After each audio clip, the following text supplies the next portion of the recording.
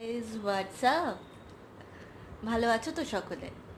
নিশ্চয়ই ভালো থাকবে, আমিও ভালো আছি। বাট শরীরটা মনে হচ্ছে একটু ডিসব্যালেন্সড, একটু শরীরটা ভালো নেই। তো দুপুরবেলা অ্যাকচুয়ালি বেরিয়েছিলাম আমি আর শান্তনু সেলের মার্কেটে।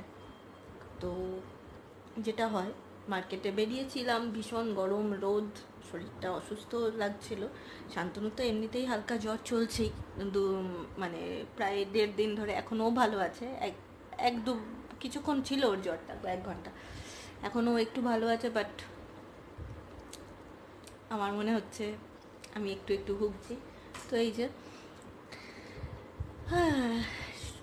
দুপুরে শুয়ে শুয়ে অনেকগুলো কাজ করলাম, অনেকগুলো এডিটিং করলাম, আপলোড করলাম। উম, কাজ টাজ করার পর এখন কেক একটা খেলাম, আপাতত ওষুধটা খেতে হবে। তো এই, কিন্তু জ্বর হলে আমার আবার এটা ওটা খেতে ইচ্ছে করে।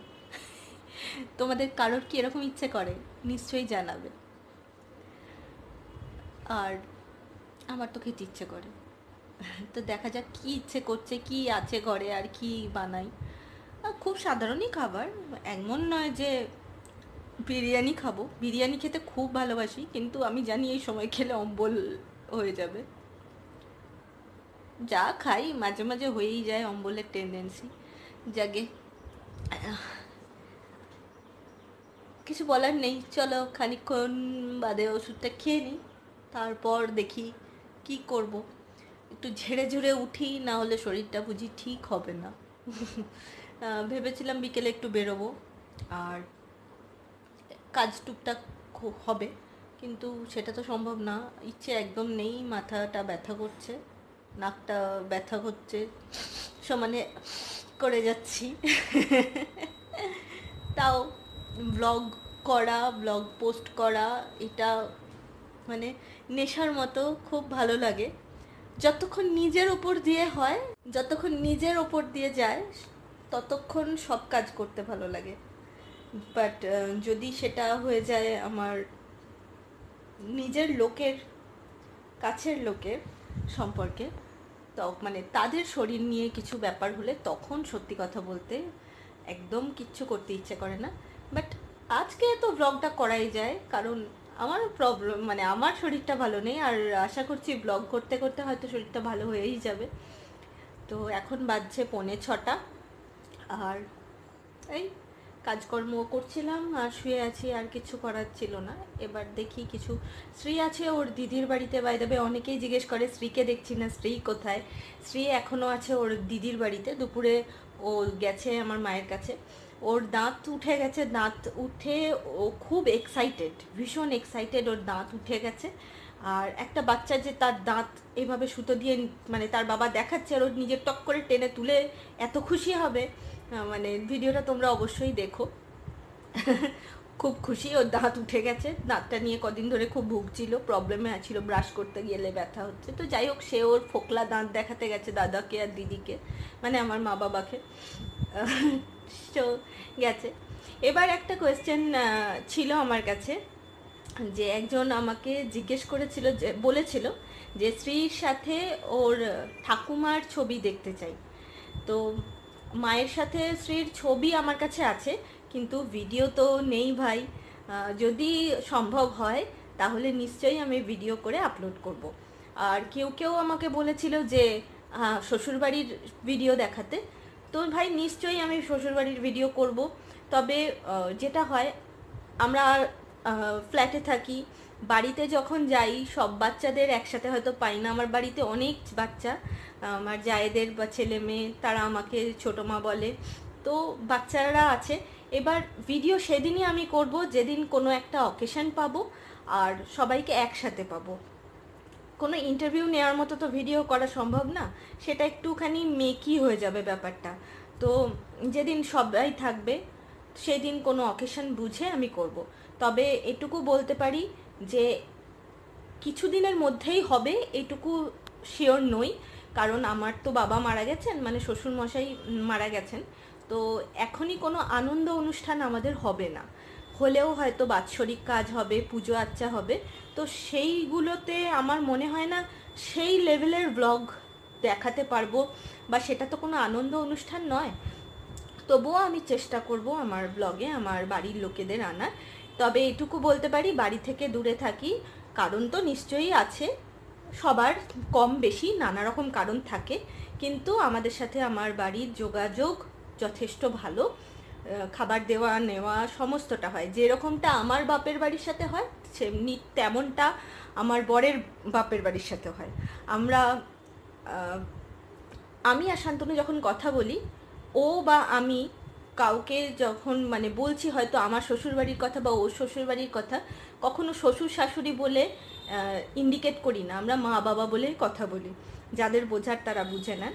তো এইটুকু থেকে আশা করি আমার ভিউয়ার্সরা বুঝতে পারবেন যে আলাদা থাকলেও সম্পর্কটা, ভালোবাসাটা আছে।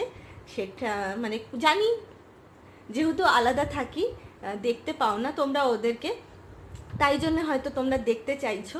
নিশ্চয়ই আমি দেখাবো কোনো একটা অকেশন। আমার মেয়ে মানে আমার যে মেজো জায়ের বড় মেয়েকে তো একটা ভিডিওতে দেখিয়েছিলাম সরস্বতী পুজোর, ও আমার কাছে সাজতে এসেছিল। আর সব সময় ওরা আমাদের বাড়িতে আসতে পারে না, এর একটা কারণ আছে। আমরা দুজনেই চাকরি করি, বাচ্চাটাও স্কুলে বেরিয়ে যায়। আবার বাচ্চাটা যখন আমরা ফিরি, আমার হাজব্যান্ড অনেকটা দেরি করে ফেরে, আমি যখন ফিরি আমার বাচ্চাকে নিয়ে হয়তো তারপর ওর টিউশন থাকে, ও পড়ছে, কিংবা ওর ক্যারেটে ক্লাস থাকে, সেইটা করতে যাচ্ছে। তো আমাদের বাড়িতে থাকার, একসাথে থাকার টাইমটা খুব লিমিটেড হয়ে যায় যখন আমরা বাড়িতে থাকি খুব রাতের দিকে। এবার সত্যি তো তাদেরও তো সংসার আছে না, তারাও, তাদের বাচ্চা আছে, তাদের পড়াশোনা আছে, তাদের রান্নাবান্না সংসার আছে, তো বুঝতেই পারছো সেইভাবে হয় না দেখাটা, আমার বাড়িতে এসে দেখা করাটা। তবে আমি যখন যাই একসাথে সবাইকে যদি পাই, তাহলে আমি নিশ্চয়ই একটা ক্লিপিং তোমাদের সাথে শেয়ার করব। আর মায়ের সাথে শ্রীর ছবি মানে ভিডিও যিনি দেখতে চেয়েছিলেন, তা ওনাকে বলি ভিডিও তো ভাই নেই আমার কাছে, তবে মায়ের সাথে শ্রীর ছবি আছে, আমি সেটা তোমাদেরকে শেয়ার করব নিশ্চয়ই। আশা করি আমার শ্বশুরবাড়ি সম্পর্কে ছোট্ট একটা ধারণা দিতে পারলাম। আলাদা থাকি, নিশ্চয়ই থাকি, কারণ আমার দেখো বিয়ে হওয়া 10 বছর হতে চললো, 9-10 বছর। আমাদের আলাদা থাকা সম্ভবত 7 বছর, 6-7 বছর, না না 6 বছর কি ওরকমই, 5.5-6 বছর। তো অনেক দিন আগেকার কথা, একটা রিজন পার্টিকুলার ছিল, একটু অসুবিধে হয়তো ছিল, পড়াশোনা করতাম, এর ফাইনাল ইয়ার না, তখন সম্ভবত শ্রী হবে বা ওই রকম কিছু।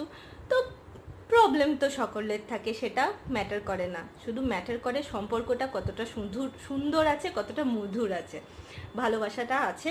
তাই ভিউয়ারদের বলছি, যারা যারা ভেবেছিলেন বা দেখতে চেয়েছিলেন, আমি নিশ্চয়ই সুযোগ সুবিধে বুঝে আপনাদের সাথে আমার শ্বশুরবাড়িটাও শেয়ার করব, নিশ্চয়ই করব।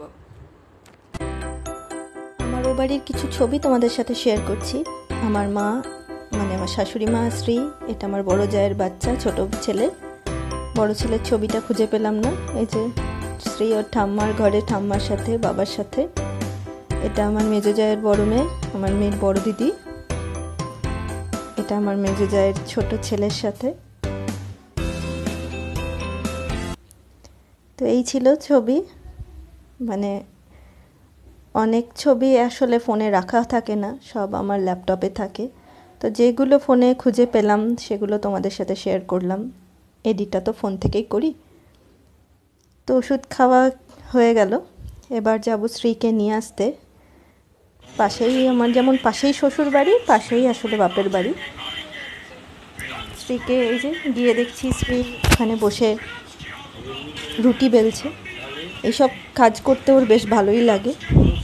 আর আমার বাবা পাশে বসে বসে ওর সাথে বকবক করছে, গল্প করছে।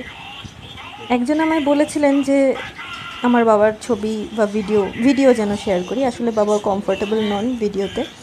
তো সবার ইচ্ছের বিরুদ্ধে তো ভিডিও করাটা ঠিক না, তো বাবাকেও আমি ওইটুকু করতে পারবো না। মানে কোনো মানুষের কমফোর্টেবল জোনটা তো একটা ব্যাপার, সেটাই হলো কথা, আর কিচ্ছু নয়। তবে আমি ছবি নিশ্চয়ই শেয়ার করব, ফ্যামিলি অ্যালবাম শেয়ার করব তোমাদের সাথে একদিন, দেখো।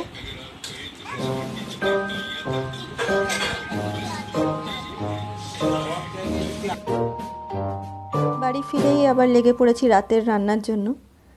আর আজকে আমার রাতের মেনু হলো মাছের মাথা দিয়ে মুগ ডাল গাঢ় করে, যেটা রুটির সাথে খাওয়া যাবে, আর পেঁয়াজ ভেন্ডি ভাজা।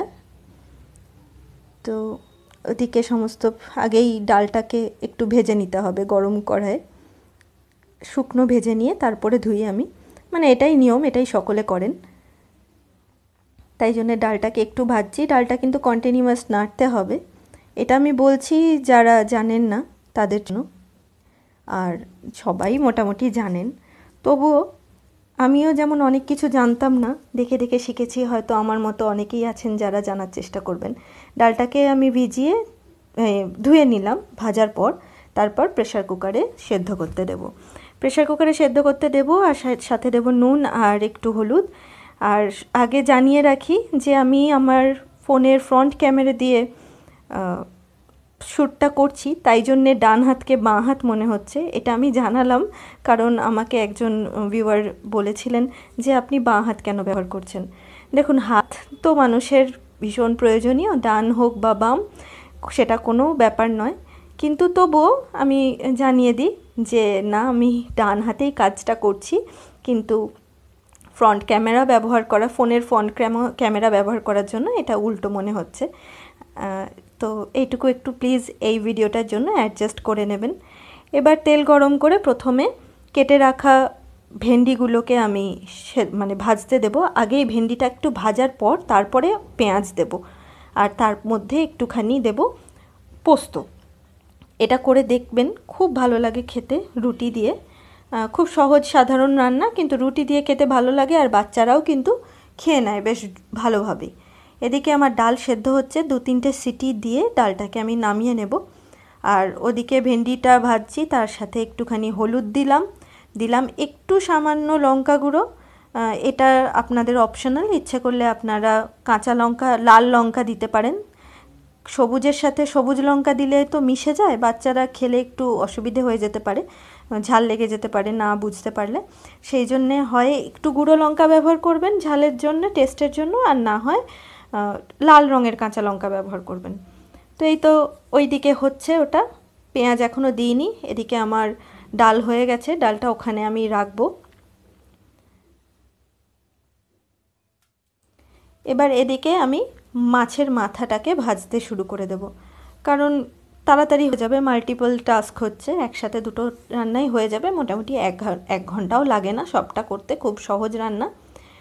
আর পেঁয়াজ আমি সবসময় বটিতেই কাটি, কারণ আমি কিছুতেই চাকুতে পেঁয়াজ কেটে উঠতে পারি না, ভীষণ সময় লাগে, আর তাছাড়া খুব অসুবিধেও হয়।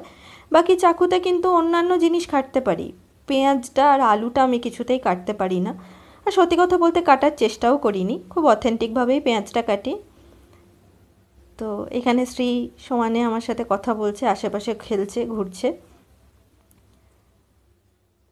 একজন আমায় বলেছিলেন বহুদিন আগে যে আমি আমার রান্নাঘরটা কিভাবে গুছিয়ে রাখি সেটা দেখাতে, তো আমি সেই ভিডিওটা খুব শীঘ্রই তোমাদের সাথে শেয়ার করব।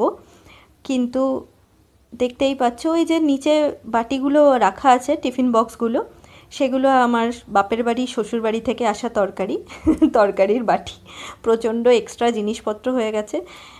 তো যাই হোক, আমি খুব শীঘ্রই ভিডিও শেয়ার করব তোমাদের সাথে। আর ভেন্ডিটা ভাজা হয়ে গেছে, ওর মধ্যে আমি একটু মোটা মোটা করে কেটে রাখা পেঁয়াজগুলো দিয়ে দিলাম, আর তার সাথে এখনই দেব পোস্ত। এবার তো একটু নেড়ে চেড়ে নামিয়ে দিলেই হয়ে গেল।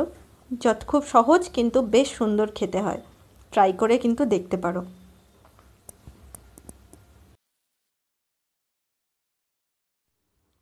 মাছের মাথাগুলো এদিকে হয়ে গেছে ভাজা, মাছের মাথাগুলো তুলে নিলাম। এবার ওই তেলের মধ্যেই আমি মানে মশলা দেব। প্রথমেই দিলাম একটু হলুদ, একটু চিনি, এটা দিই কারণ রঙের জন্য, আমার এটা অভ্যেস আগে দেওয়ার, তোমরা পরেও দিতে পারো ইচ্ছে মতো। তারপরে পেঁয়াজ দিলাম, আমি এখানে ছোটো মাপের 3টে পেঁয়াজ নিয়েছিলাম। হ্যাঁ, এবার এক্ষুনি দিয়ে দেবো টমেটোটা দিয়ে দেওয়ার পর একে একে আমি আদা রসুনের পেস্ট, মশলা সমস্ত কিছু দিয়ে দেব। তারপর একটু নেড়ে চেড়ে সামান্য একটুখানি নেড়ে ঢাকা দিয়ে দেব। তাতে করে টমেটোটা একদম গলে যাবে আর তরকারির মশলার সাথে একদম মিশে যাবে। টমেটোটা দিয়ে একটু নাড়লাম। এবার দেব আদা রসুনের পেস্ট। আমি জানি অনেকেই জানো, তাও ডিটেলে বলছি, আরও একবার বললাম, কারণ আমি যখন প্রথম শিখছিলাম আমি পারতাম না। তখন মনে হতো কেউ একটু যদি ডিটেলে বলে তাহলে বুঝতে সুবিধে হয়। জানি না তোমাদের বুঝতে সুবিধে হচ্ছে কি না, কিন্তু হলে নিশ্চয়ই জানিও। এটার মধ্যে বেশি কিছু মশলা নেই, শুধু ধনে গুঁড়ো, জিরে গুঁড়ো আর গরম মশলা দেব, আর দেব একটু গুঁড়ো লঙ্কা।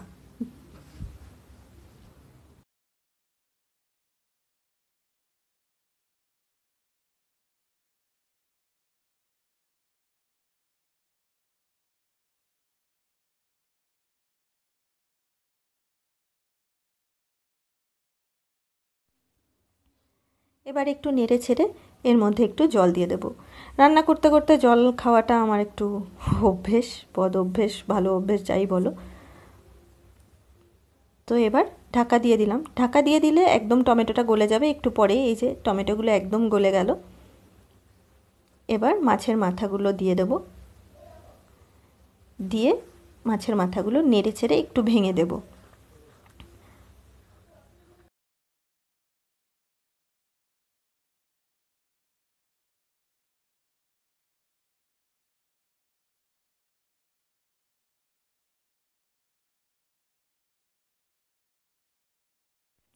এবার দিচ্ছি ধনেপাতা। এই এই সময়েই দিচ্ছি, কারণ যারা ধনেপাতা পছন্দ করেন কিন্তু একটু কম গন্ধ পছন্দ করেন তারা আগে দিয়ে দেবেন ধনেপাতা। তাতে ধনেপাতার হালকা গন্ধ আসবে, খুব একটা উগ্র হবে না। ধনেপাতাটা পুরোই অপশনাল, কেউ ইচ্ছে করলে দিতে পারো, না ইচ্ছে করলে না, কোনো অসুবিধে নেই। আমার বাড়িতে আবার ধনেপাতাটা সবাই পছন্দ করে, কিন্তু আমার বাবা একটু ধনেপাতার গন্ধ অতটা পছন্দ করে না, তাই আগেই দিয়ে দিলাম এখনই। তো গন্ধও থাকবে, বেশি উগ্রও হবে না। এবার জল দিয়ে, আবার একটু সামান্য জল দিয়ে মশলাটাকে কষানোর জন্য ঢাকা দিয়ে দিলাম। এই যে এবার সুন্দর গন্ধ বেরোচ্ছে। এবার সেদ্ধ করে রাখা ডালটা দিয়ে দিলাম, আর তার সাথে ডালটা যেহেতু একটু গাঢ় হয়ে গেছে তো ডালটার মধ্যে একটু জল মিশিয়ে দিলাম। তো ব্যাস রেডি। স্বাদ মতো ধনে গুঁড়ো, জিরে গুঁড়ো, নুন। নুন তো সেদ্ধ করার সময় দিয়েইছিলাম, তারপরেও স্বাদ অনুসারে নুন দিয়ে একটু কষিয়ে ঢাকা দিয়ে, এরকম ডালটা দিয়ে ঢাকা দিয়ে দিলেই হয়ে যাবে। এই যে ডাল ফুটেছে, তারপরে এটা ঢাকা দিয়ে দিলে অনেকটা গাঢ় হয়ে যাবে। আশা করি ব্লগটা ভালো লেগেছে, আর যাদের একটু একটু প্রশ্ন ছিল তাদের প্রশ্নের একটু একটু উত্তর দিতে পারলাম আশা করি। তো রেসিপিটা ট্রাই করে জানিও কেমন লাগলো।